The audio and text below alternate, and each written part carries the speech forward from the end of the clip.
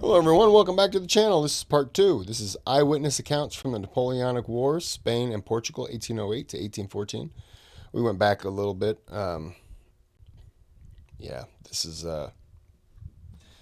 just been kind of brutality on both sides.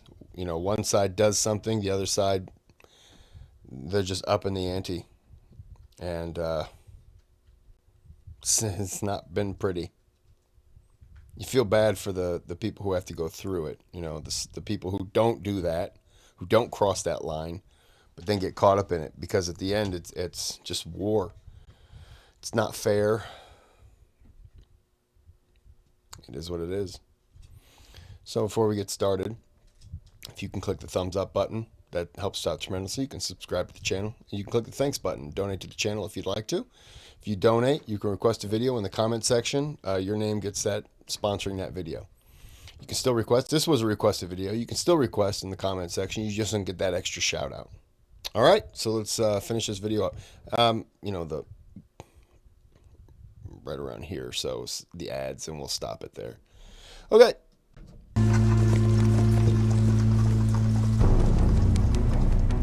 British forces did manage to escape by sea, despite heavy losses. And later that year, under the command of the future Duke of Wellington, they joined forces with the Spanish and defeated the French in battle at Talavera. Lieutenant Simmons of the 95th Rifles missed the battle, but saw its grim aftermath.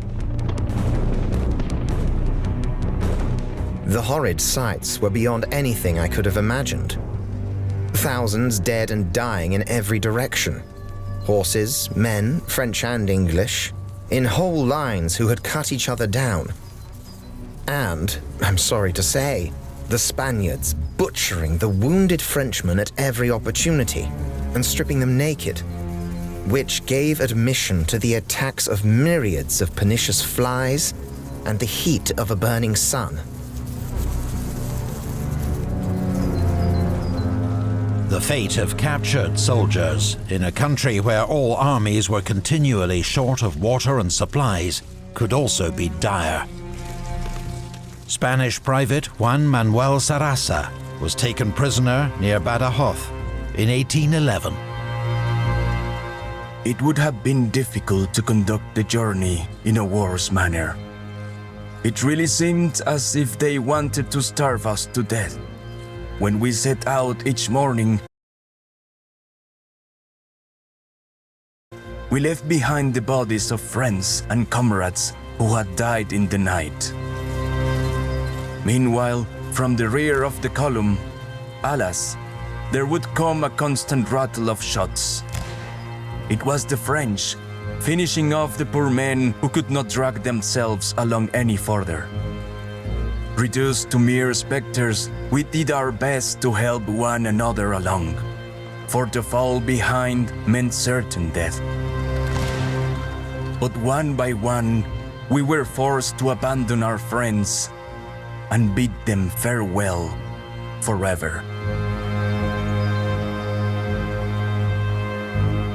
Just a few months into the war, Napoleon left Spain, never to return. As he occupied himself with affairs in Central Europe and his plans to invade Russia, French forces in Spain were left badly neglected. It was a sorry situation for proud soldiers of the Grande Armée, such as Colonel Noël, who in 1811 was part of Marshal Massena's retreat from Portugal. Our supply situation was deplorable. We lacked everything: food, clothing, boots, money, and horses. 6 months of deprivation in a country without any supplies and depending on marauding to live had not lessened the army's courage, but had exhausted it and destroyed its discipline. We had left sad memories behind us with the Portuguese, and they would curse the name of France for a long while. Survival had been necessary, it is true, but bad soldiers had behaved like brigands towards the unfortunate peasantry. If, in their turn, the Portuguese showed themselves to be savage toward our prisoners and wounded, this can be understood, although not excused. The failure of this campaign in Portugal has been blamed on the commanding general. This is quite wrong. The responsibility must lie with Napoleon, who alone wanted this war and forced it upon his generals without giving them the means of ensuring success. Yet despite their retreat from Portugal, the French would continue to fight tenaciously in Spain, as the British discovered the following year when they attacked the fortified city of Badajoz. On our arriving at the breach, the French sentry on the wall cried out, "Who comes there?" 3 times, or words to that effect in his own language. On no answer being given, a shower of shot, canister and grape together with fireballs was hurled at random among us. I myself received 2 small slug shots in my left knee and a musket shot in my side, which must have been mortal had it not been for my canteen. For the bolt penetrated that and passed out, making 2 holes in it and then entered my side slightly. Still, I stuck to my ladder and got into the entrenchment. Numbers had by this time fallen, but the cry from our commanders being, "Come on, my lads!" We hastened to the breach, but there, to our great surprise and discouragement, we found the chevaux de frise had been fixed and a deep entrenchment made, from behind which the garrison opened a deadly fire on us. Vain attempts were made to remove this fearful obstacle, during which my left hand was dreadfully cut by one of the blades. But finding no success... This guy's been shot, had 2 wounds from, was it like a cannon? Got shot, and now his left hand has been cut open by a blade. And this guy's writing it all out, so he lived. But damn. Jeez. In that quarter, we were forced to retire for a time. My wounds were still bleeding, and I began to feel very weak. My comrades persuaded me to go to the rear, but this proved a task of great difficulty. I was so weak myself that I could scarcely walk, so I crawled on my hands and knees till I got out of reach of the enemy's musketry. We rushed forward to the breaches, where a most frightful scene of carnage was going on. The ditch was covered with dead and dying soldiers. If a man fell wounded, 10 to 1 that he ever rose again. For the volleys of musketry and grape shot that were incessantly poured upon us made our situation too horrid for description. I had seen some fighting, but nothing like this. We remained passively here to be slaughtered, as we could do the besieged little injury from the ditch.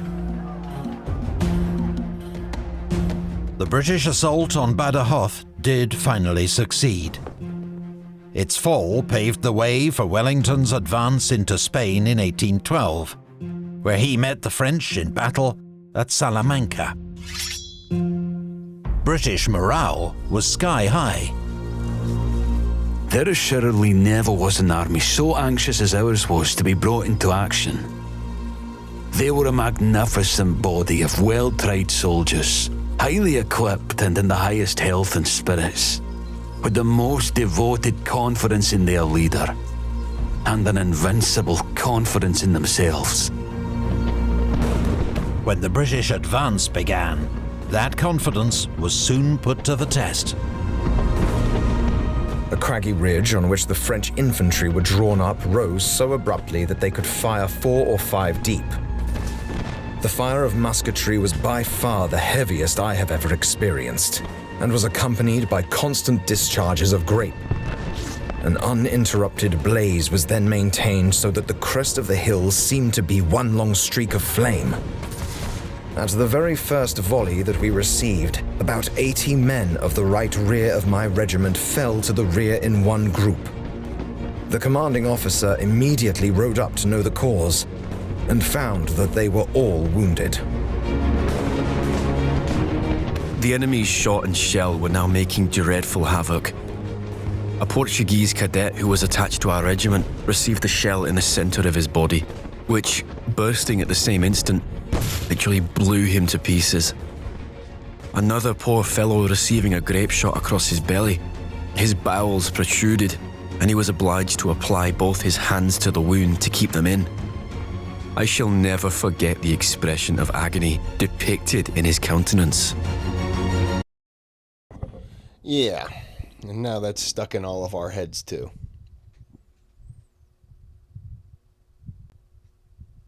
Jeez. Salamanca was a great Allied victory. And though Wellington had to retreat back to the Portuguese frontier that winter, his next advance, in 1813, was decisive. The French abandoned southern Spain and Madrid and retreated to Vitoria. Here, King Joseph and Marshal Jourdan made their stand. But the Allied attack proved irresistible. We advanced through the tumultuous scene with a battery in our front, dealing out dire destruction. Men and officers fell in every direction, and their wounds were most dreadful, being all inflicted with cannonballs or shells, except that of our colonel, who received a musket shot in his stomach. Our front had to contend with the French regiment on the right of the battery, but after politely receiving us with a few sharp volleys, which we as politely returned, they retreated into a thicket. Towards this we advanced firing, and drove them furiously before us, till they were completely routed. I came across a poor wounded Frenchman, crying to us English not to leave him as he was afraid of the bloodthirsty Spaniards. Poor fellow could not at most live more than 2 hours, as a cannonball had completely carried off both thighs. He entreated me to stay with him, but I only did so as long as I found it convenient. I saw that he could not last long, and very little sympathy could be expected from me then, so I ransacked his pockets and knapsack and found a piece of pork ready cooked and 3 or 4 pounds of bread, which I thought would be very acceptable. The poor fellow asked me to leave him a portion, so I cut off a piece of bread and meat and emptied the beans out of my haversack, which I left by his side. I then continued on my way up the hill. For soldiers on the losing side, the aftermath of battle could be a terrifying and uncertain time. We retreated through a mass of wagons, horses, and overturned cannon which littered the field. I crossed a ditch that was completely filled with dead and wounded. 2 enemy cavalrymen came close to me, and as I could not fire with my wet ammunition, I put my musket over my shoulder and hung my head, awaiting my fate. But the cavalrymen went off to cut down some scattered Frenchmen on the field. Dusk fell, and I was at a loss as to which way to go. In the darkness, a whistle directed me to a nearby bush. I listened and heard French being spoken. Several soldiers from the 44th Regiment, belonging to our division, answered my call.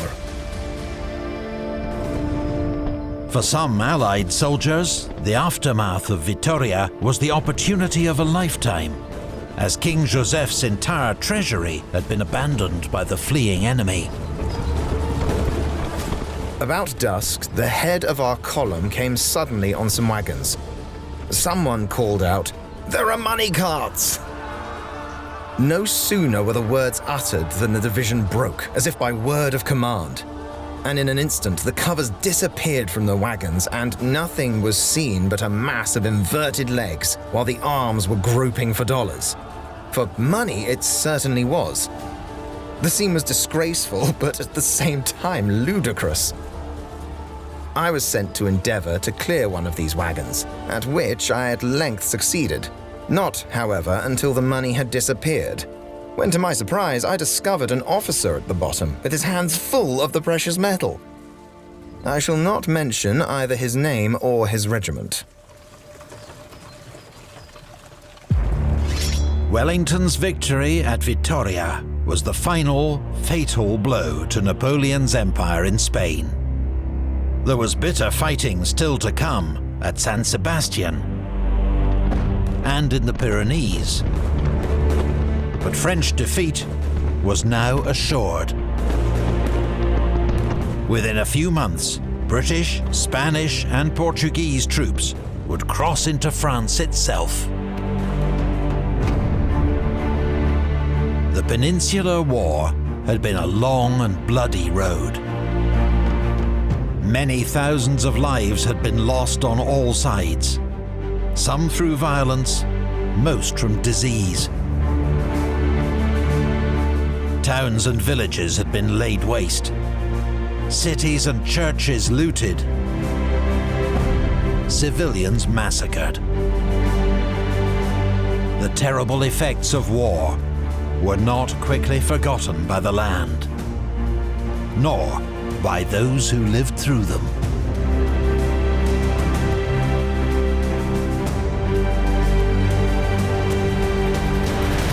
The Peninsular War was a calamity for Napoleon, in a career better known for its military triumphs.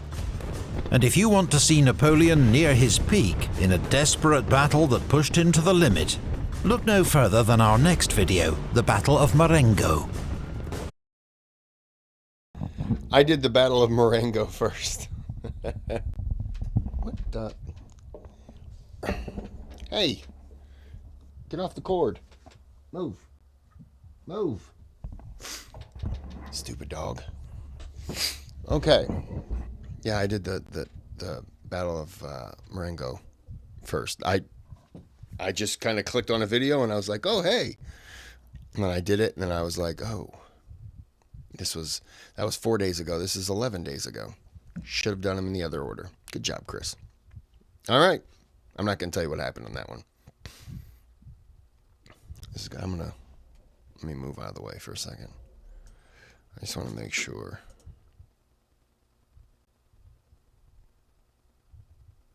It's an odd thing to click on, isn't it? Okay, I just want to make sure that we're not missing anything. We are not. Okay. All right, well, I'm going to end this here. That was brutal at times. Yeah. All right, well, I'm going to end this here. I hope you enjoyed the video. Until next time, have a good day, have a good night.